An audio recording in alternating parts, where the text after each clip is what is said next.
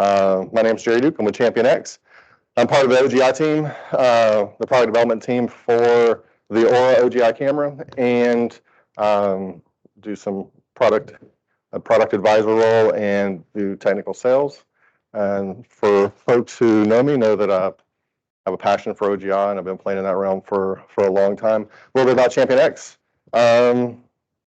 7,300 employees, but you probably heard that we got acquired on Monday, so who knows what it'll be next time. Next year will be a different blue and white slide. All right, so if you came to the shindig last night that we were talking about Party for David Furry, you see that's where we started with the Hawk camera. That's the original camera. That's the original infrared device for detecting emissions. It's out at our booth. If you want to go play around with it, get some pictures with it, it's kind of cool. You don't know, David's going to take it home and we might not see it again. But that's at a BP refinery there in France where they were doing some testing on the camera.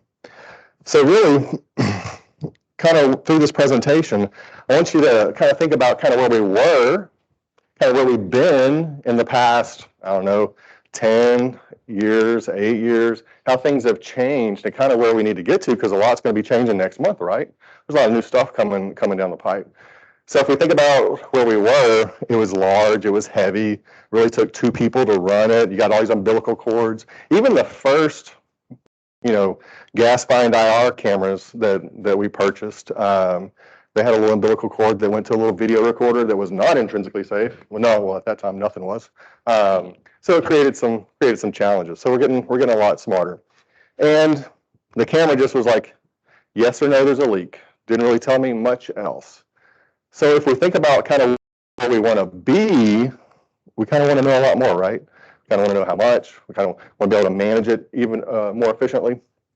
So it had very limited functionality. It was you turn it on, you hope to get an hour out of the battery, go look at some stuff, and then you're like a hero because I saw this, I found this. But it had real limited functionality. So if we think about today's tools, so we're still doing a lot of external video management. We're offloading things, we're manipulating it, we're renaming it.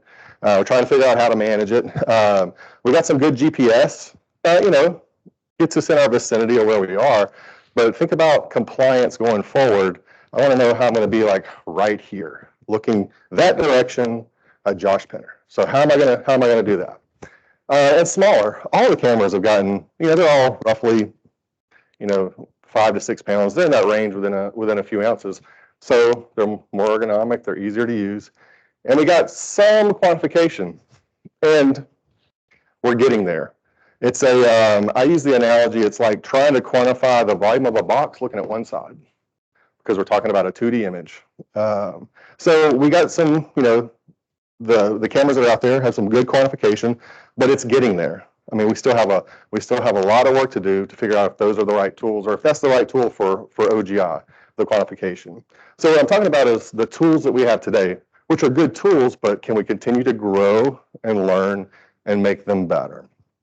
And then I call it unstructured compliance handling, because everybody does a little something different. Some folks use a PDA, some folks use a tablet. I was at one site about 6 months ago, and he would hold his phone in front of it and take a picture, and then he would send it to his maintenance person, and he'd scribble on it. So everybody's doing something a little different for what works best for them. So let's think about that. We have that unstructured compliance handling. How can we get smarter at that? Because like we said a while ago, there's a lot coming down the pipe. We're talking training and survey hours, audit hours, dwell times, weather data. I mean, so you got this laundry list of stuff that we didn't really worry about maybe as much before, but here pretty soon, next month, it's going to be more of a reality. Distance, GPS data, our Delta T, recording that and knowing that. And then operator fatigue management. How do you manage that? Well, we're going to figure that out. And I wouldn't say that I figured that out just yet, but I got some ideas, and I welcome any. So we have all these compliance points, and we think about kind of how we're doing it now. Some folks are still carrying clipboards. They got their triplicate form that they carry that, it's kind of like they're doing chain of custody with something. It's like the maintenance guy gets one, the the site holder gets another, and then you keep one for your records.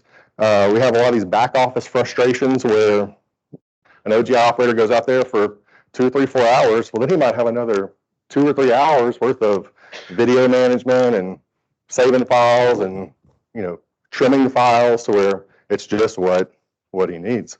Loss of information, that happens, and it can be extremely inefficient. And I'll say that some of the folks here, they've got some really good tools at managing all that data, but we're still we're offloading to another device. We're not keeping it all together. I mentioned taking pictures of the leaks. So there's a lot of things happening between kind of that disconnected data, that disconnected compliance management. And some of the processes are isolated. One group does it this way, another group does it this way.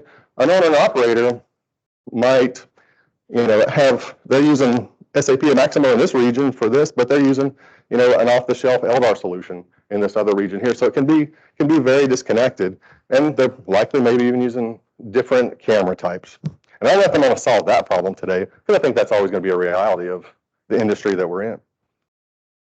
So I'll talk about the AURA today, and this is really just like opening the box. We talked a lot about it last year, but I want to just really build on kind of what we've done, kind of where we are, and some things that we still need to do.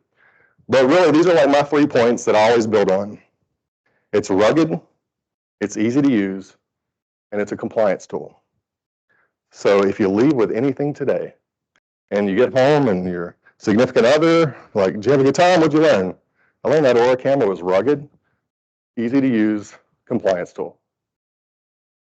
And I'm not going to say it anymore. So we covered this a little bit last year. So it's a MidWave InfraRed camera, much like the other ones. We're still looking at that similar spectrum. We built in a lot of really cool tech, some AI, we looked at some software that's being used by the aerospace industry. It's Quado certified. So we tried to take all the stuff that was the best tools, or me and David Furry like to say, for the past 19 years, I wish my camera did this. Well, we made that list. I actually sat in a Starbucks with Paul Bonner about a year and a half ago or 2 years ago, and we made that list. I wish my camera did this. And it was like conversations I had with folks even in this room who are performing OGI work, or managing folks who are performing OGI work. I wish I did this. So we would write those things down and put them into our camera. So let's talk a little bit about the ruggedness. So some of you may have seen this video. I don't know if it has sound. I had like a hard rock song with this video, but legal folks didn't like that. So I'm going to turn the sound down because I have a really cheesy song with it now.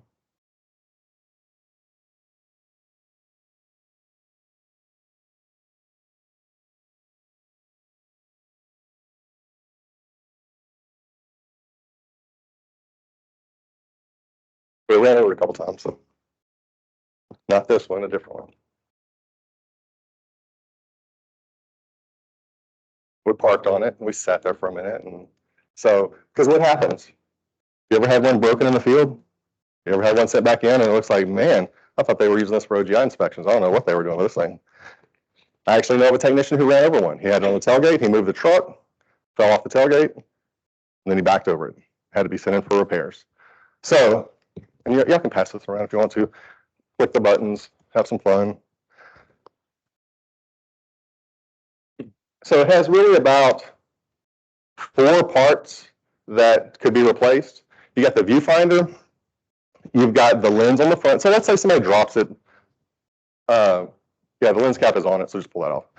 So let's say somebody drops it from, and it hits and it falls flat down and it hits a rock, and you bust the lens. Oh no, I'm in the middle of nowhere. I can't get a lens. We can overnight you a lens. You can change the lens. Let's say that they drop it and they break the viewfinder. It's 4 screws and an HDMI plug on the back. The technician in the field can replace the viewfinder. The helical antenna, it's plastic. Could they break it? Absolutely. Could overnight it, replace it in minutes. And then the strap, the hand strap. They get worn. Could you break it? Sure. All replaced in the field.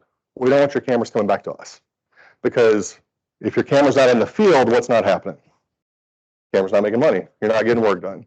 And so that's one reason that it's designed the way it is. It's rugged so that it stays there. You're not sending it back to us.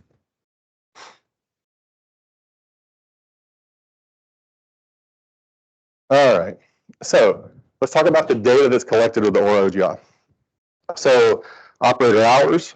So all the hours that are logged. So when you go in the camera, you can set up your name. It logs all the hours associated with that name. Then it gets uploaded to a dashboard. So then, like, David Spath, he's out there performing his inspections. Every time he's going to put his name in there, goes into the dashboard. It's going to aggregate all those hours together that he uses an AURA camera. But I say, well, sometimes he likes icy gas cameras. Sometimes he uses those. Sometimes he uses a FLIR. Well, we also have a spot where you can put in a hard number for those other hours, and then it totals all those up to hours together so that you know how many hours he has. The weather data collects the wind speed, wind temperature, morning verification. Obviously, you can log those just as any other video. Obviously, live hour imagery, live still pictures, the distance, dwell time. So all these things that we need to collect all get collected by the camera. So the goal is you don't need another device. You don't need a clipboard. That the technician, while he's doing his work, he is collecting all that data that's needed. And the operator fatigue management, that's an interesting one that we're figuring out. I proposed that we have, every 30 minutes or that we have or so many hours, we have a box that pops up that says, would you like to take a break? And if you say yes, then it logs that you took a break. And it'll stop, until you start up again. If you say no, it logs you said no to a break. So that's another checkpoint for tracking that operator fatigue. All right. So let's talk a little bit more about the technology streamlining compliance. So here is our RTK base station that you don't have to use it. You don't have to buy the camera with it. But this is what gives us the really sophisticated GNSS positioning. And this is the little anemometer that comes with it. So that if you're out in the field, you plug this into here, turn them on, sync it with the camera, which takes about 90 seconds. You're feeding all of this data to the camera, and it's all metadata. So you're feeding wind speed, temperature, and then you're feeding GNSS data with positioning, targeting to about 5 centimeters. So if you think of like when we always talked about virtual tagging, we're getting a lot closer to be able to actually do virtual tagging. And so with it, you can inventory all these targets. So we call them targets. So if you think about a site, it's got a route. Wherever I stop, there could be hundreds of components in here. That's my observation point. And so when I'm looking at all these targets, that's all my valves, flanges, vents, etc. So here's a short video on actually doing an inventory. It's about 30 seconds. So your first component at an observation point is always going to be a square. That shows you that was the first one. So you want to proceed? Yeah, I want to proceed. So now that virtual tag is on that component. As I'm moving to my next component, and we were learning here, so we were a little slower. So then all my next components are going to be a circle of virtual tag.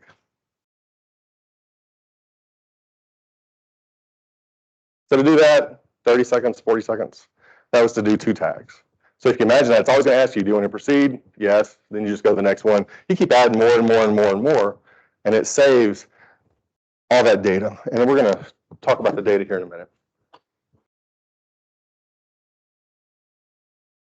I'm a little bit out of order here. So this is another thing. As you're out there doing your inspections, and you find a leak, or you record. You just hit record. Sometimes you want to record something that's not a leak. Maybe you're looking at tank levels, tank sludge levels, or something like that, or you're watching birds or something. So you hit record, this box pops up, and it says a gas leak, and you say yes or no. Then it says type and component and subtype, valve, packing, then I save it. Well, that creates me a data point.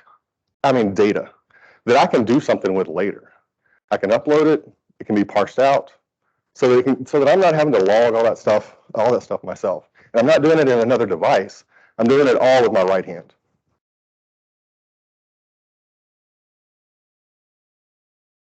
Okay, so this is a bit of an eye chart.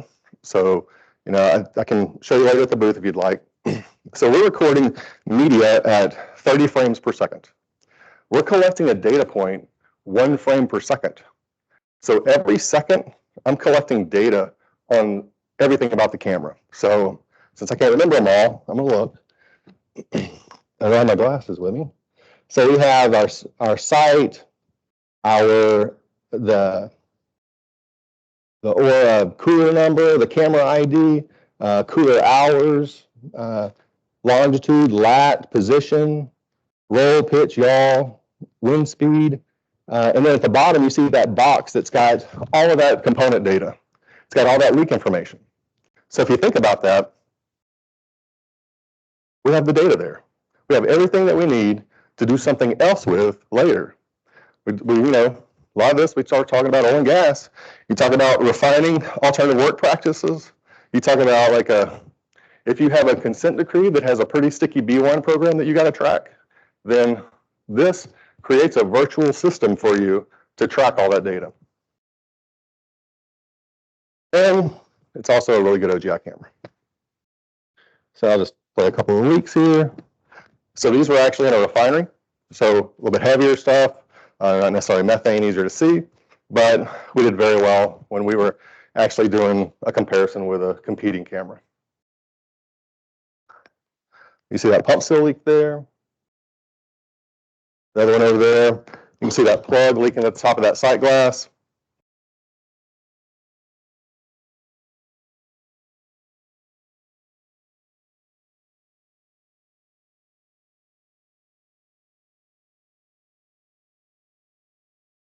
All right, this is a compressor at a refinery.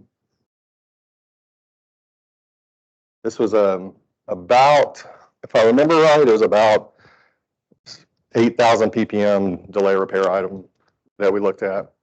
And I'm going to expand the green gem mode here in a minute. And so this is you've probably seen this walking by our booths, but this is, really, really good imagery. So it's essentially high definition OGI media imagery. You can, if you get really in there, you can see the pitting in the metal, the casting of the valves. So we don't lose any compression, or it doesn't go through any compression, and we don't lose any quality when you offload the imagery. Have you ever sent a video to somebody and they're like, I'm not sure what I'm looking at? It's kind of making me feel funny because it's jumping all around. We don't have that issue because this is our, we got another little mode that'll make it a little, you do lose a little bit of the clarity, but not like you're familiar with. So we keep that really high resolution or definition on our imagery. Okay, so let's talk a little bit about, and you got to excuse my cartoonish way of explaining this, and I really need to engage my marketing department so they can make it look nicer. But the way the RTK base station works, and you may be familiar with this, real-time kinematics. If you see surveyors, they're walking around with their stick and then the other person's on the other end, well, they're using an RTK type system. There are countries that, have their, most of their industrial areas have RTK systems. So the RTK base station, it's getting a signal from satellites up in the sky, a bunch of satellites, and then it's sending a LoRa signal to the camera. We can't do it in the room, so I apologize for that, because there's no sky here. We can't see it. So it's giving the camera its absolute positioning. So the camera knows that I am right here to 6, 7, 8 points, or decimal points, I can't remember. I'm looking this many degrees, and it's recording, and the camera's through a inertial movement unit inside the camera is logging the pitch, pose, roll, and yaw. So the camera always knows which way it's looking, what direction it's looking up in the air or down at the ground. And with the VSLAM software that we've put in it, we're actually seeing that it can maybe the person who did the inventory was 5 feet tall and the person doing the inspection is 6'6". We're seeing where the RTK along with the VSLAM is compensating for that. So we're still seeing the virtual tags on the components, even if the operator is a different height. Okay, so we record all this data, we create some routes. So what do we do with all that? Well, obviously we have a dashboard where this data gets uploaded to, but right now we want to work with everybody. So like the Central folks and other leading software companies, we have NDAs in place because we just want to be the best at taking the burden away from the technician, the OGI operator that's sitting in the hotel at 9 o'clock at night trying to manage all of his OGI media. We just want to make that where he just has to upload it to the dashboard. The dashboard starts parsing out all those data points. Oh, he was at this site, and there was this many leaks, and there was this many components. Let the system do that versus a person really having to take time to really maybe manage some of that kind of stuff.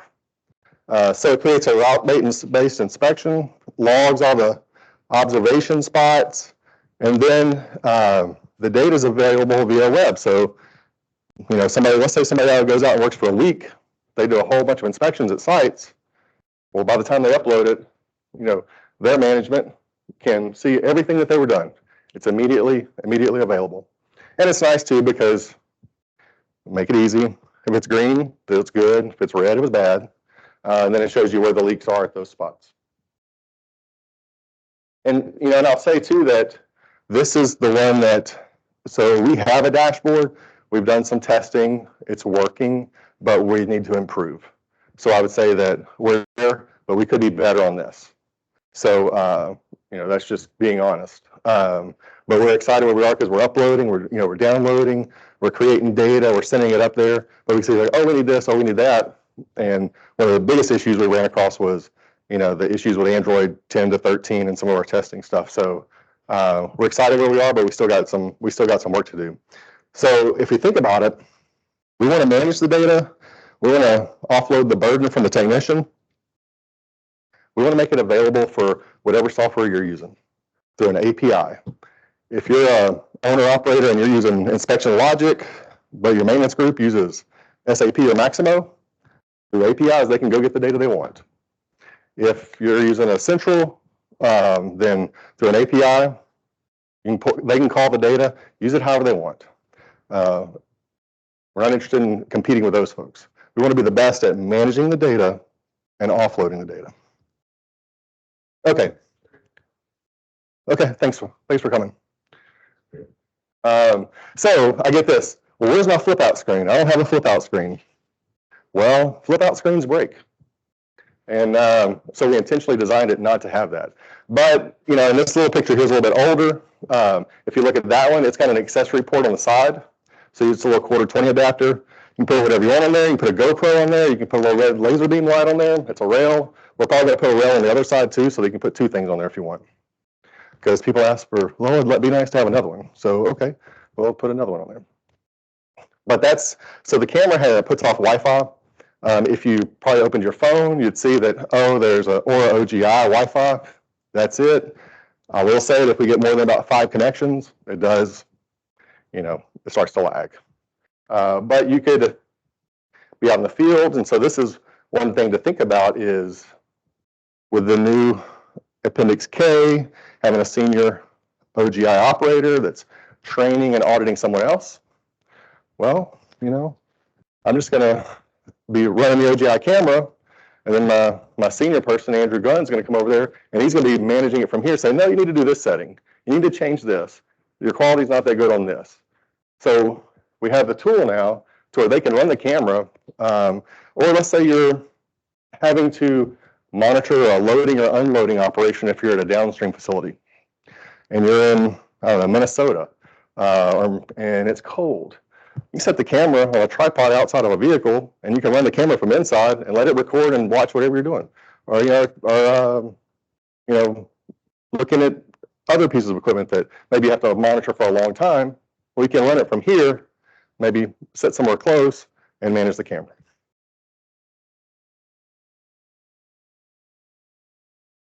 So I wasn't going to say rugged, easy to use compliance tool, but I just wanted to say it one more time. So here's the Cliff Notes version.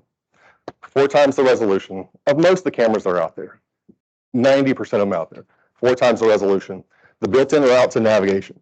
So, other than those 3 things I talked about, these are really the Cliff Notes of what we've been talking about today. The audit trail, all the data, all that metadata being encoded in those OGI files so that you can do something with them later. So that, you're not having to manually do something. Let the systems work for each of us. All right, so the package is the camera, neck strap, 3 batteries, 3-bay charger, obviously a camera, a tablet, and the case, which is much nicer now because the first one we had was like 30-something pounds, and that one's a lot lighter. It's a carry-on size. And then the optional items are the RTK base station. If you want to have that, you don't have to use it with the base station and the RTK and all the anemometer. You don't have to have that to run the camera. If you don't use that, then your GPS accuracy is about like a phone. It's going to give you within like 3 to 10 meters. Yes, sir. The camera? Oh yeah, it's got a 1/4-20 adapter on the bottom. Yeah. Questions?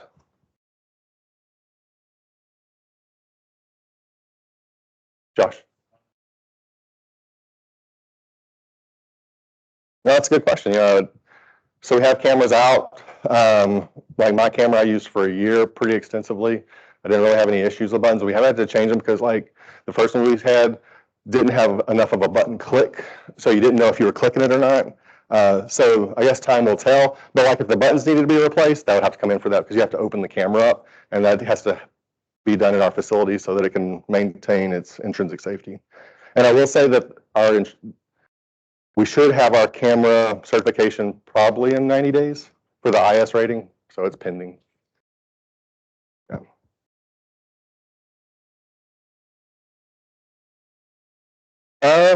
That's a good question. I would think pretty quick. And cameras are they're made in the USA, or their country of origin is the USA. Let me say that because there's a big difference.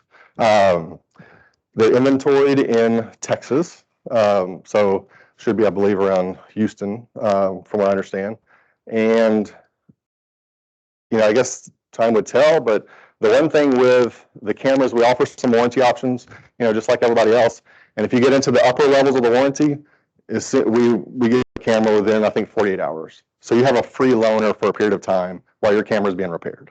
So because our goal is that, because we're, we have a small OGI crew, and over the years, we know that being without your camera is a problem.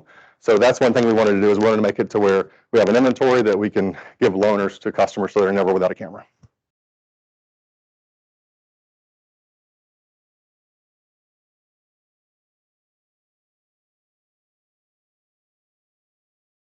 Yeah, so we have our OGI training program certification. It's in development right now, and should do our first classes next month, or the end of this month, actually. And the availability, we had some customers that ordered them in March and got them in March. So, I mean, I would say right now it's, we've sold all the ones we've made, which is exciting. And that's to refineries and upstream folks. So on both sides of the fence. Been very well received. We've actually had some order their larger lenses. We have one customer that's, they're doing it for like tanks and vents. And so they're trying out a 50 millimeter lens right now.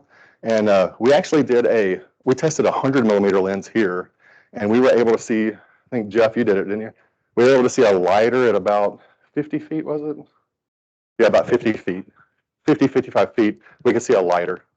So we were really, really happy about that. But I would say availability, our goal is we have them on the shelf, you get it within 2 days. Right now, just as everyone we've made it, we've sold. So we had to bring this one in because we needed to borrow it for this show because it was out with crews. So, Josh, about 3 hours. Yeah. So it comes with 3 batteries. So If you're using this, a battery in this will last you days. This doesn't draw hardly any power at all. But so with the camera, you get probably 6.5 hours out of 2 batteries.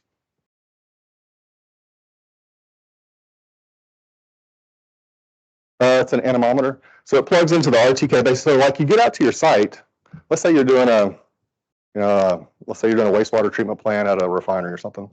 You pull up on your cart, your bike, whatever. You send it out. Let's say you're on a truck. You're a supervisor. And you pull it out, set it on the tailgate, plug this in to the RTK base station, sync it to its location. Takes about 90 seconds. And then it's going to give that signal for that area for the camera. Now, we've tested this to about, I guess it was about 700 meters, and it worked fine. And that was around cars and obstructions and buildings and stuff. They say the signal is supposed to go to 5 miles, but we haven't tested that. Just some of our customers that we've talked to, they're talking about just putting this at their sites, mounting it, because you can hardwire it. It just sits there. So every time you go there, you don't have to worry about it. It's there. You can put it along a fence at a refinery or something like that. Yes, sir. Oh, that's a great question. So we are not building an app for a device that runs the camera. So the camera puts off its own Wi-Fi signal. It's also its own web server. So everything you do, every update goes to the camera. You get firmware updates for the sightline, for the software on the camera. We send you the file, you download it, you connect to the camera through Wi-Fi. Then you find the file, like in my downloads folder, you save it to the camera reboots and processes it. The updates take probably about 3 to 4 minutes. I mean, that's what we're seeing with them. But so the camera will always be a web server. Only I can connect with that computer. But you know what? I can do this. We'll see how it works. I don't know. We've had a lot of Wi-Fi interference being in the rooms and stuff. But yeah, it's a great question.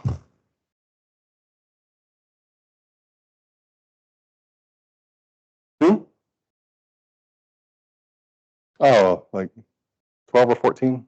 I mean, it just came out like 2 months ago, I think.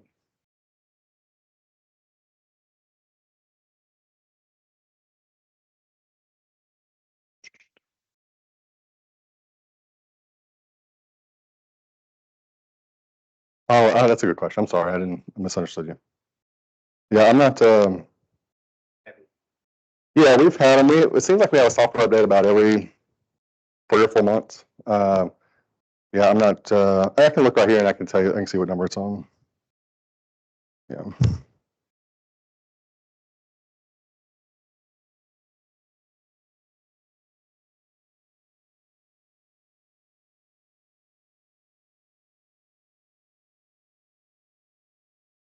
Yeah, so it being having its own Wi-Fi, its web server. So what you would do is you can use anything. You can use anything that has a web browser.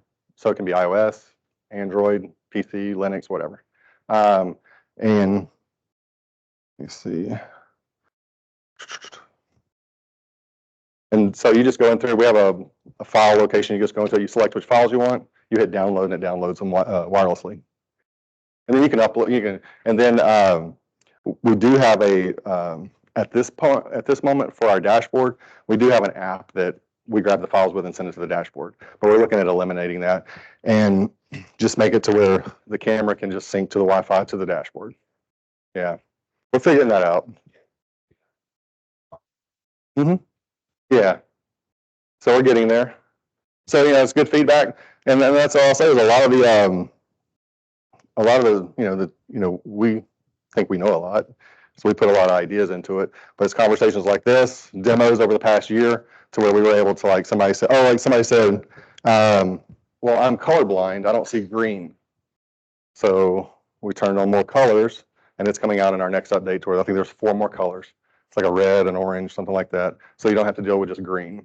And in the simplest way of explaining it, the GEM mode, the gas enhancement mode, a lot of that's our mode you would work in. So you wouldn't have a real grainy. I mean, you can change some settings. You can make it real grainy, and you're like, that's not a great image. Still seeing leaks, but really, we want the good imagery, right? We want that good crisp image. That gem mode is 2 images overlaid. And so when there's pixel movement, it's going to turn them green. Somebody walks through, they look like an alien. A bird flies by, looks like a comet in the air. But what are we looking at? We're looking at stationary equipment. So I will show you one. Oh, we're on time. That is interesting.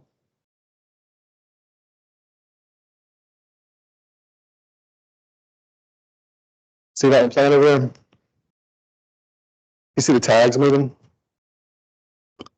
Because we're getting those 2 pixels, we're getting the pixel movement on those 2 overlaid, or then on that overlaid image. So it's going to show them as green. So if you see steam, it might be green. So anything that's moving, so that's where it takes operator knowledge that I'm looking at this piece of equipment. I know there's not steam in it. I'm looking at this compressor. I know it's gas. You still got to use your smarts. It's not, we're getting there though. It's not that smart yet, but no. Any other questions? Well, I really appreciate y'all's time. Thank you. If you have more questions, please stop by the booth. I'm here till tomorrow. I'll geek out about this stuff. I'll talk about it. We can play around with it. We can put the, we can see how far we can see the league, whatever you want to do. So thank you very much.